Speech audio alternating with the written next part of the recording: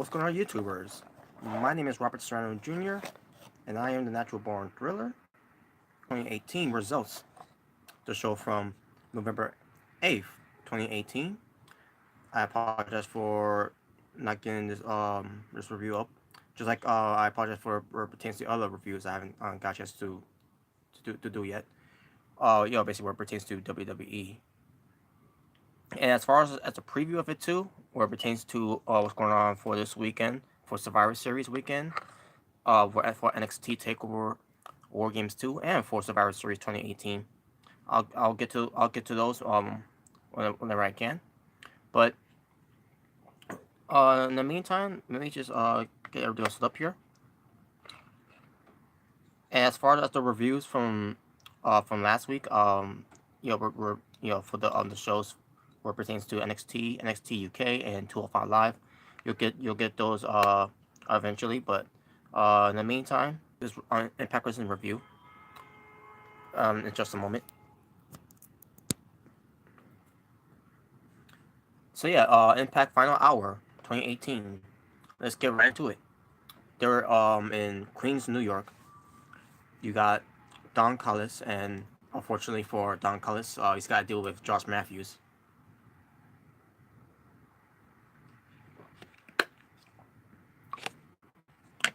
One moment, folks. I gotta take care of something here. Okay, are all good. The Lucha Brothers, Pentagon Jr., and the OGs, Homicide and Hernandez, being accompanied by King.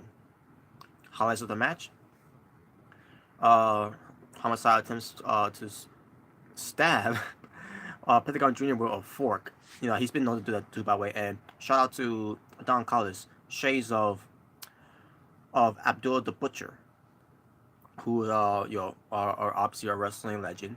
Abdul the Butcher from World Class Championship Wrestling, and also in his time in WCW, NWA, back on the days of the territories. One of these original hardcore legends, Abdul the Butcher, who's been wrestling guys like Bruiser Brody at one point, who wrestled along with the original Sheik.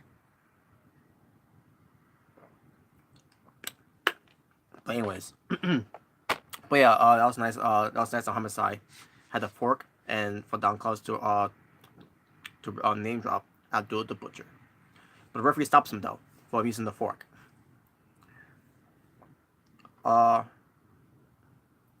RD, what's going on? Don Callis rules. Yes, he does. Yes, he does. So we get a brawl, that breaks out between Homicide and Pentagon Jr. on the ramp. Meanwhile, Hernandez hits Phoenix with the backbreaker in the ring. Phoenix goes for the springboard delay diving headbutt, which was he got a lot of air for that one too, by the way. Pentagon Jr. attempts to follow up with basically the follow up of that, but then King trips Pentagon Jr. on the apron, and then Phoenix connects with a top rope moonsault on the outside. Hernandez then ends up flying. Supermax basically ends up flying with a huge flying crossbody. And then Hernandez goes for a huge power bomb on Phoenix, but Pentagon Jr. breaks it up. The pinfall attempt. King tosses a slapjack in the ring to Homicide, but Phoenix super kicks him. Phoenix takes out King from the apron, and then the Lucha Brothers hits their fury of double team offense onto Hernandez and gets a 3 count in the win. So your winners, the Lucha Brothers, Pentagon Jr. and Phoenix, in a very good opening match. I thought the OGs was gonna get this win because the OGs has not been winning any matches. So I guess the OGs represents the Homicide and King. I mean Homicide and Hernandez, not King. Homicide and Hernandez. I think they're just there to pull over younger talents. So anyways, but yeah, that was that match. Next we get Conan. He was backstage because congratulating the Lucha Brothers on but again because of the bosses, the OGs cannot touch LAX. LAX won the war and all that. In the battles against OGs. OGs once again are in a slump. let me get to the debut, the Impact Wrestling debut of Jordan Grace and her opponent as being Katarina. Now, the match itself, um, it was back and forth. This was supposed to be a showcase to where, you know, Jordan Grace is supposed to be a newcomer in Impact Wrestling to be part of them. It was over. Jordan Grace, because of her build, because of the way she carried herself, being the knockouts the, version of Rhino. She like Don Cox literally compare Jordan Grace as the Rhino of the knockouts division. Yeah, the Man Beast Rhino or the Beast Man Rhino, whichever you want to call it, Rhino, or in Impact Wrestling TNA, whatever you want to say, when he was in when Rhino wasn't Impact Wrestling, he was called the War Machine Rhino. But yeah, right. That was a good comparison there. That Jordan Grace um was given by Don Callis that he Rhino of the Knockouts division, which is good. That's a good way to put. However, as far as this match was, wait, hold on, Jade, I mean RD, excuse me. I was gonna say Jade. Never mind. RD, Jordan Grace. That's some potential. Yes, she does. She got a lot of potential. But fortunately, they didn't show much of her potential here. And why do I say that? Well, here's why. So Katarina was getting some offense against Jordan Grace. You know, and I'm watching this and I see myself, wait a minute, you're supposed to Grace. She's supposed to be a different type of woman, to a different type of knockout in the knockouts division. And Katarina is basically getting the better of Jordan Grace in this match. I mean, I'm not saying that Jordan Grayson was going to ass kick in the match, but I'm just saying it was even. But it should not be even. It should be a showcase for Jordan Grace. She should be the one dominating the match, not 50-50. And then you got Impact Wrestling on their Impact Wrestling YouTube channel, putting up a video, showing the full match of Jordan Grace versus Katarina, saying the um the dominant debut of Jordan Grace versus Katarina. And I say to myself, that wasn't a dominant. That was not a dominant debut, because if it was, then Katarina would not gonna have any offense. I mean, if you want Katarina to get some some offense in the match, just give her about two, at best two, or or at least have an offense of her because she's a heel, give her a thumb to the eye or whatever, basically like a thumb to the eye, where or represents try to go for a clean break, but then she fakes the clean break and then attacks Jordan Grace, thumb to the eye, something like that. The match for Katarina, make sure hey Jordan Grace, make sure you make Katarina look strong. Why? Her time in Impact Wrestling, of her push when she was Winter, has come and gone a long time ago. Now, I'm not saying Katarina shouldn't be featured. I'm just saying, why also on the strong push for Katarina? But anyways, but I was very annoyed about this match, folks. Very annoyed. RD going to do something with Katarina. They're going to do something with Katarina. I don't know what they're doing for her. To be honest with you, because remember the whole thing with Grado and Joe Hendry. They completely dropped that whole storyline. So I don't know what the fuck they're doing with Katarina, but I don't like it. Especially when you have you're supposed to showcase the debut of Jordan Grace. She's better off being Winter. I really I don't care for her anymore. That's to just be honest, because I don't she's the past. I don't care about her. You got Jordan Grace right now. You got Kerry Hogan right now. But whatever. So highlights of the match basically. Uh, Jordan takes Katarina off the top rope for a press slam. Katarina hits her with a forearm in the corner, building up momentum. Katarina connects with an alternative DT, only for Jordan to get back up and no sell it. But she did hold her head a little bit though, but she's showing like she's got super woman strength. And then also she ends the match with a bear hug. Now here's the thing about that. Because of her build, because she works out. If you've seen her videos, she does some workout, lifting weights and all that in the gym. She's a beast, obviously. But a bear hug, I would not have that as a finishing move. I think she should have a finishing move where it's as a like a powerhouse type of finishing move for Jordan Grace.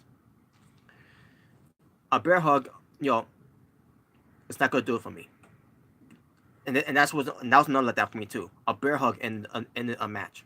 Now a bear hug, as in the matches before, back in the old days, like a Bruno Sammartino and Andre the Giant. Um, can't think of who else that misses a bear hug. Back in the days, like an Ultimate Warrior, a Hulk Hogan. But let's be honest, with Hogan and Warrior, did the match really ended with bear hugs with those guys? No. With Andre, yes. With Bruno Sammartino, yes. Other than that, I can't think of anyone else the Russian Bear, Ivan Koloff. The bear hug is crap move in wrestling. Well, because it's not done right too. That's another thing. You're doing a bear hug to your opponents. Meanwhile, their hands are free to hit you, and yet they're sounding like they can't do anything about it because the pressure or whatever. Uh, you know, Unless you're doing a bear hug by trapping their arms, or at least they're trapping the arms. That could be more effective. But no, their arms are free to do whatever they want to the opponents while they give them a bear hug. I don't know. But yeah, Cameron taps out of that move, and Jordan Grace wins. And they're saying it was a dominant win. No, it wasn't. It wasn't a dominant win because if it was a dominant win, then Carolina would never got any offense whatsoever. It would have been a dominant squash match for Jordan Grace.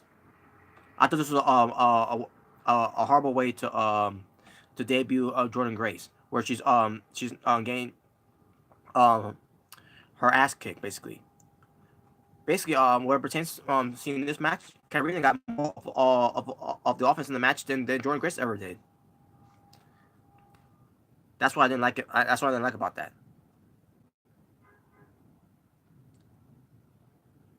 Next, we get to the X Division champion, Brian Cage. He arrives in Ohio and he fights his way through the a few rosters of the Rockstar Pro Wrestling, um, and especially the OVE guys. Dave and Jay Crest, and he gets into the arena. He's getting showered with booze by all these people from Ohio because he's in Sammy Callahan's neck of the woods. So basically, Brian Cage calls out Sammy Callahan and he said he'll put the title on the line, and soon enough we get the match, the X Division Championship, Brian Cage versus Sammy Callahan. Highlights of the match: Brian Cage with some power bombs on Callahan and on the steel ring post from the outside. Cage sends Callahan crashing into a group of fans. Cage then is looking to put Callahan away basically, and then OVE come out. Jake and Dave Crest attacks him from behind, causing a DQ. So yeah, Brian Cage wins via disqualification. So once again, the X Division Championship title is being held hostage to a guy that I didn't want to be X Division champion in the first place, Brian Cage.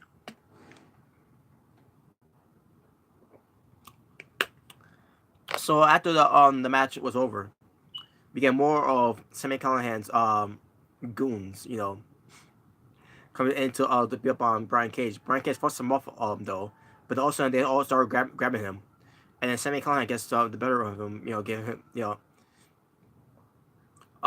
basically they beat down on Brian Cage. RD. Brian Cage more of a heavyweight. Yes, he is. He is a heavyweight. And a heavyweight that can do some high flying moves. So he could do some flippy flips. Not for those people saying nowadays. I guess the exhibition isn't just for light heavyweight. I guess not, right? I mean, look at Samoa Joe. Look at the Monster Abyss, for example. Look at Bobby Lashley. Who else can I put in there? Just saying. But anyways, so Brian Cage ends up getting his ass kicked. He got and Sami Callihan goes for the power driver onto Brian Cage. Like I said, it was a beatdown on Brian Cage after the match. Like I said, Brian Cage did fight back though for what it was worth. And there you go. And the feud still continues for Sami Callihan and Brian Cage. Now, eventually, this got to lead to Sami Callihan taking that belt off of Brian Cage. But we'll see. Taya Valkyrie cuts a promo about how Tessa Blanchard is a coward because she got her intention. She got herself intentionally disqualified to retain her Knockouts Championship last week, or should I say 2 weeks ago, but still. And Taya, challenged the champion to another match. But the question is, will Tessa Blanchard answer it? I'm getting sick of this now, folks. Tessa Blanchard is not a fucking cheater in matches. Yes, I guess she's a heel, but think about it. She came into Impact Wrestling as a heel, obviously. Name one time Tessa Blanchard has cheated in a match in Impact Wrestling to win a match. Name one time she did that. Name that one time that Tessa Blanchard, took a shortcut to win matches. Name that one time where Tessa Blanchard, pulled the tights or distracted the referee to hit a foreign object or whatever. Name that one time that she used the ropes for leverage to pin her opponents to win. I'm sick and tired of this storyline where the Impact is gonna have Tessa, had Taya Valkyrie. They say that Tessa Blanchard is, she cheated to win to beat her at Bound for Glory, but she didn't. She beat her fair and square. And now we're getting to a point where Tessa Blanchard has to get herself disqualified against Taya Valkyrie, just for not to lose the title.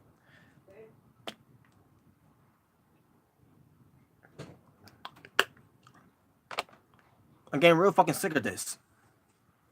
And why are they doing this with Taya Valkyrie? Because she's married to one, to their guy, to their Impact World Champion, Johnny Impact.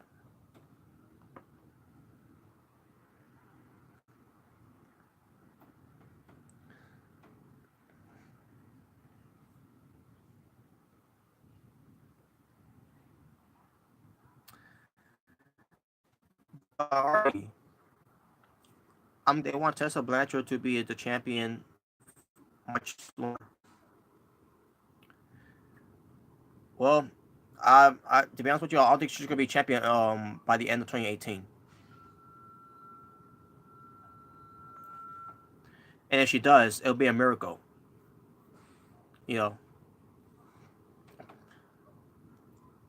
But I'm sick of this, folks. I really am sick of this. This whole thing with Taya Valkyrie corner.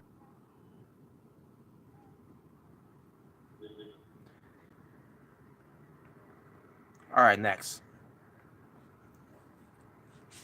Mackenzie Mitchell catches up with Moose and Killer Cross, for their respective matches that they're being interviewed by. Moose, for once, is not acting like a goofball. He starts cutting a promo very seriously against Eddie Edwards, which was good. And then we have to Killer Cross cutting a promo against Johnny Impact for the Impact World Championship title that they had in the main event. The whole TikTok. That and he says he's gonna rip the title off of him. And yeah, so yeah, we'll see. We'll get to that when we get to it. But yeah, I think they should have their own interviews, Moose had his own interview, and then Killer Cross later on could have his own interview. Because I didn't like that Moose and Killer Cross did an interview at the same time. You're supposed to set them away, keep them apart, because they're having their respective matches full of their opponents. So to me, I thought that part right there wasn't needed, but whatever, right?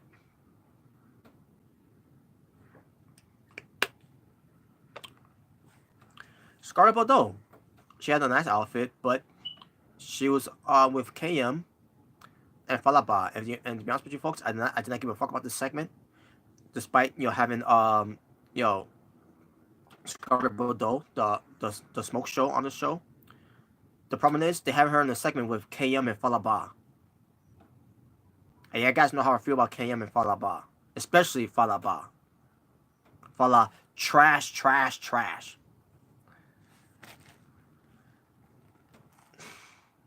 But she remind people that she remind them about Impact Wrestling is going to Las Vegas, Nevada, which is going to be for this week, by the way, folks.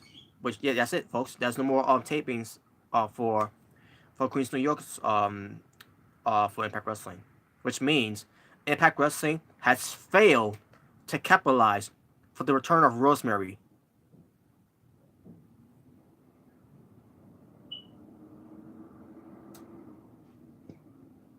And that was hour number 1. Hour number 2. And by the way, speaking of hour number 1, total amount of wrestling, 2 matches. I'm sorry, 3 matches. I mean, if you count one of them from not being in the Impact Zone, which was Brian Cage and Sami Callihan, but still, but as to add to a number of matches for the show. But yeah, 3 matches. Gino, I haven't been watching in weeks. Did they explain where is Austin Aries? Nope, did not mention him, because Austin Aries, well, you know the whole thing with Austin Aries. He no-sold the entire match. After the match was over, where it pertains to taking bumps, taking the finisher from joining Impact and losing the title. Basically doing a work shoot, something like that. So I think they're doing a work shoot. But if it's not a work shoot, then he really is gone, and that's why they did not mention him. Then, yeah, it is what it is. They're moving on without Austin Aries. So. Yeah, so yeah, there's no mention of Austin Aries though. Basically, the Impact Wrestling is doing what WWE has been doing with CM Punk. Yeah. But anyways, Moose versus Eddie Edwards. They start brawling first, and then the match started in hour number 2, because the match they start brawling in hour number 1. In the end, in the ending minutes of hour number 1. And then the match started, and it started in hour number 2. So, Moose and Eddie Edwards. Let's get to this match. Highlights of the match. Eddie jump starts the match with the suicide dive, which at one point when the Pope was there on commentary for Impact Wrestling TNA, which I want to say, he called it the shot of caffeine. So still to this day, I still call it the shot of caffeine for Eddie Edwards. Catching Moose off guard because of that. Eddie Edwards takes a bucket of beers from the fans and starts smashing Moose with it over the head. Moose is next to the bucket as he places it on Eddie Edwards' head, delivers the big boot. Eddie Edwards connects with a blue thunder bomb for near fall. Moose counters and where he had basically Eddie Edwards on the top rope, and then counters and goes to hell off the top rope. We get more back and forth action between the two. They start going for double clotheslines in the middle of the ring. Moose delivers a sick power bomb out of the ring onto the stage. I'm like, holy shit, that right there was move of the night. Impact move of the night right there. And then Alicia Edwards comes out for the to see how Edwards doing, and Moose basically tells her to back off, and she's arguing with him a little bit. Moose also gets Edwards back in the ring. Edwards fights off a little bit, but then also he get caught with a spear and gets a 3 count in the win. So yeah, Moose wins the match. He wins the match against Eddie Edwards. And this match was holy shit, this was to me was match of the night. This match was incredible. You know, but Moose being goofy and all that with the outfits and everything, and the way he talks, as long as he delivers on the match, you know, it's all good.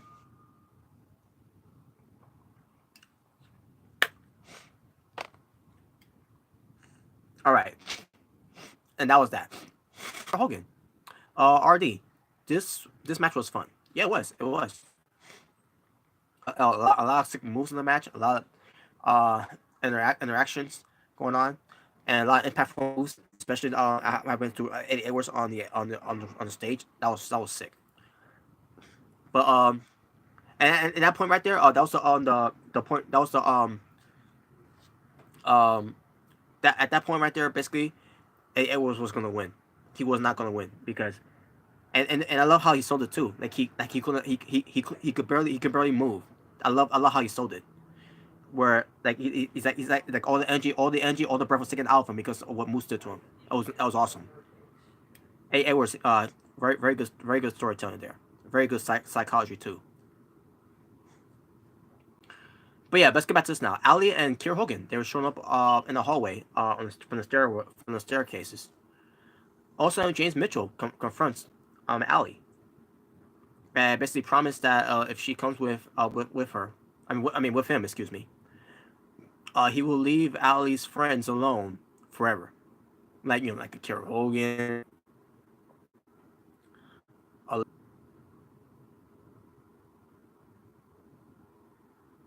Let's be honest, she doesn't have much friends anyways. I'm just kidding. But anyways, um, but yeah, so Ali was going to leave with James Mitchell, but then Carol Hogan stops her, and then all of a sudden, James Mitchell, finds a way to seduce her or to manipulate her. Also, we see Su Young appearing. So I guess Kyogo couldn't see her because Ali is possessed now. Her soul was sold to to Father James Mitchell. So yeah, Su Young appears, and sent her hand for Ali to take and everything, and then Ali was taken by James Mitchell and Su Young to the undead realm. And Kier Hogan was standing there, watching Ali, walking away. Yeah, folks, still all about Ali.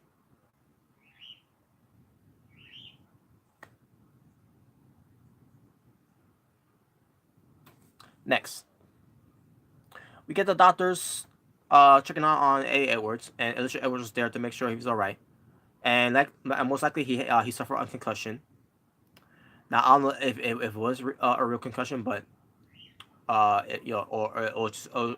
they were selling that he's got a concussion, but that's the story they're going with now.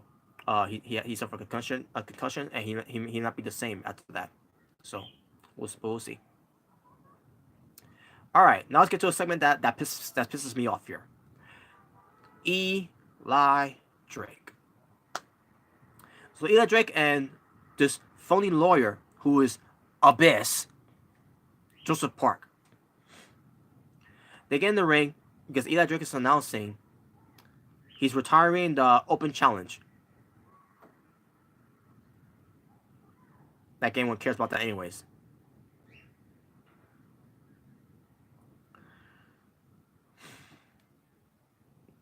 Because Impact Wrestling, they're doing a great job of building up Eli Drake to beat Impact Wrestling. After signing a new contract to be with the company for God knows how long now.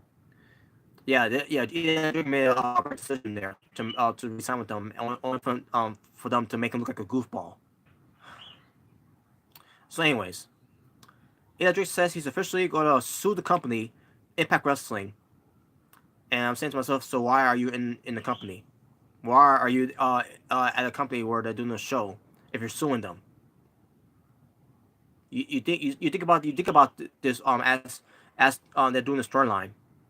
He's suing the company, Impact Wrestling. Meanwhile, he's on TV, produced by Impact Wrestling and Pop TV and Anthem.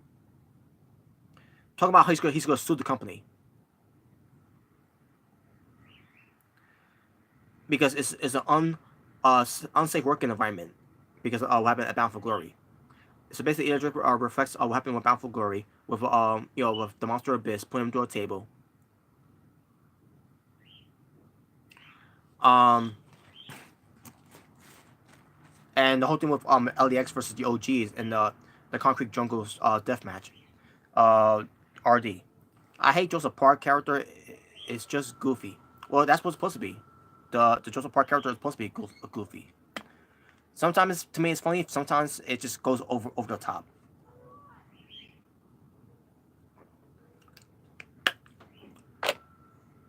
So, anyways, so Joseph Park talks about that whole thing with Eli Drake and with the whole unsafe working environment of the OGs wrestling the match where with no with the stuff with the ring being had no mats, I mean no cover mats, no no turnbuckles, no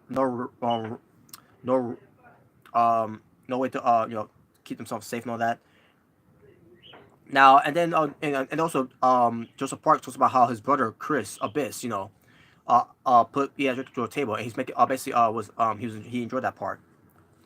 RD, I feel like Impact Wrestling going through this what they're doing with Eli Drake. And this was a good example too. So here's what happened. So Joseph Park says that they're going to invite members of the rosters that's joining Eli Drake and Joseph Park of this lawsuit to Impact Wrestling. So Petey Williams, Jimmy Jacobs, there. Basically, I'm basically bringing up a few people that were attacked by Killer Cross during that time where they were doing the show for Impact Wrestling. Oh yeah, like Sanjay Dutt. I think Grado was one of those people that were attacked too. I was not actually expecting anyone coming out. Maybe I kind of was. Maybe some bunch of schmucks that we probably don't know who's gonna be. But sure enough, we're waiting to see who's coming out, right? All of a sudden, Eli Drake gives Joseph Park a low blow and beats him up and basically insulting him with beating him out, stomping him, and saying that your business, you run this company, because of your hardcore stuff, because you being a business and everything, and yet you're in the Hall of Fame of Impact Wrestling, and he gets a steel chair. He starts whipping Joseph Park with a steel chair, and then then we get referees coming out to break it up. Yeah, Drake continues to beat up on Joseph Park, chokes him up with his jacket and all that, and there you go, folks. This was a waste of time. In my opinion, this was a waste of time. So what was the point of Eli Drake doing all this? He's going to sue the company. He's because it's an unsafe working environment for what Impact Wrestling did at Bound for Glory. What this led to? It led for Eli Drake to set a trap to Joseph Park, aka the Monster Abyss, so that he could beat him up in the ring. Garbage. This is your best use for Eli Drake?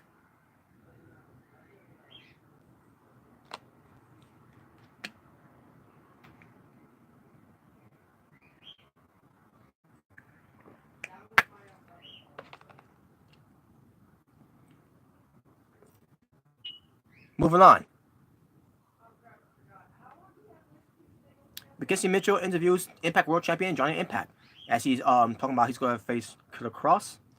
Now let's get to the match. Johnny Impact versus Killer Cross for the Impact World Championship. Moose was there, by the way, just for a little bit.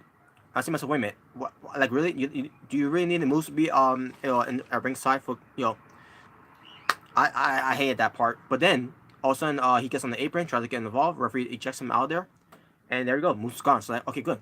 At least we could get a one-on-one match between Killer Cross and Johnny Impact. We should have got that from the beginning. And this makes no sense too. So you're telling me Killer Cross is going to come out there with Moose, but Moose coming out there himself against Eddie Edwards. That's all right. But with Killer Cross, he needed Moose to be there at ringside. I hated it. It may not last long. It was short to the point, but I still hated it. But anyways, so after Moose was ejected out of the match, Giant Impact goes for the Shine Wizard. Killer Cross goes for the Alabama Slam, excuse me. But Impact counters into a power driver. Spiked him with it, by the way. Impact connects with the swing neckbreaker, which he calls the Moonlight Drive. Killer Cross kicks out. They start firing up on the ramp onto the stage. Killer Cross also gets Giant Impact in the crucifix.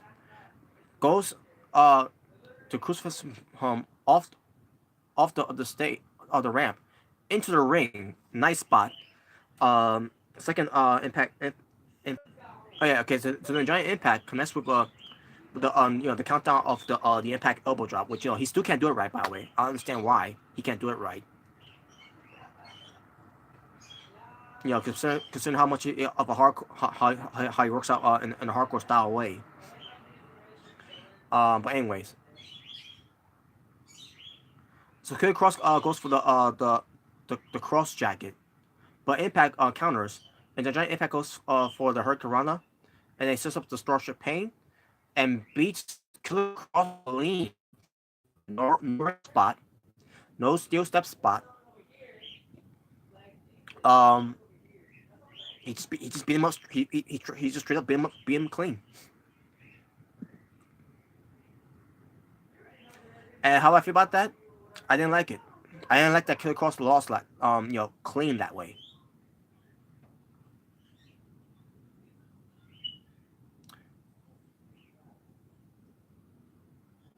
So you're telling me without a bar, he's got to take a ring post spot so that he can lose the match and be distracted.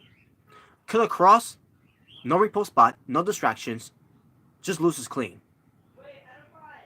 A bar than they do with Killer Cross. Just like they value more of Moose than they do with Killer Cross.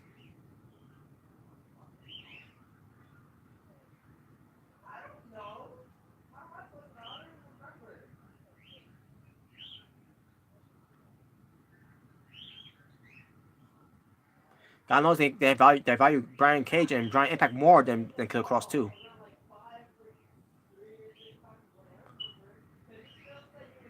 Who's booking this show? Who's booking this?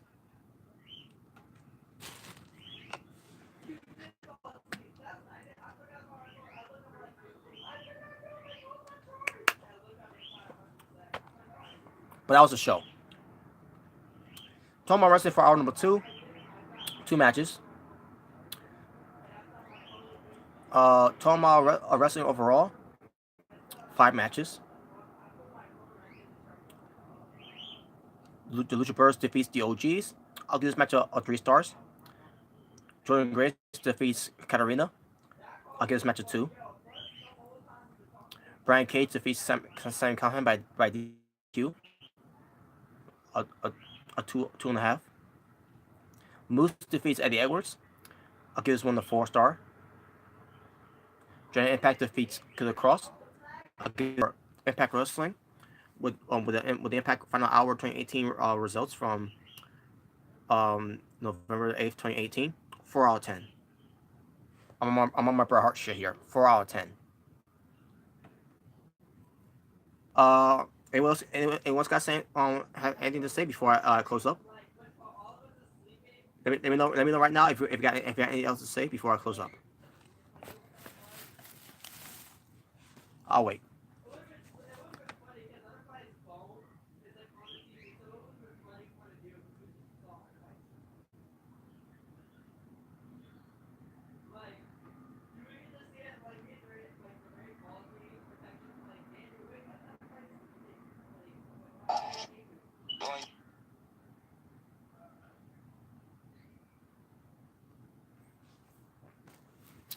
Gino, NXT War Games. Yes, I will do a preview of that, but I gotta get to my reviews first, though.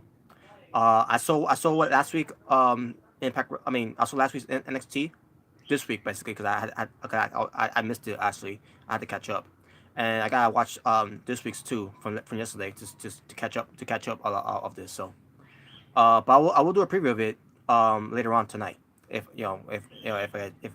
if I got time.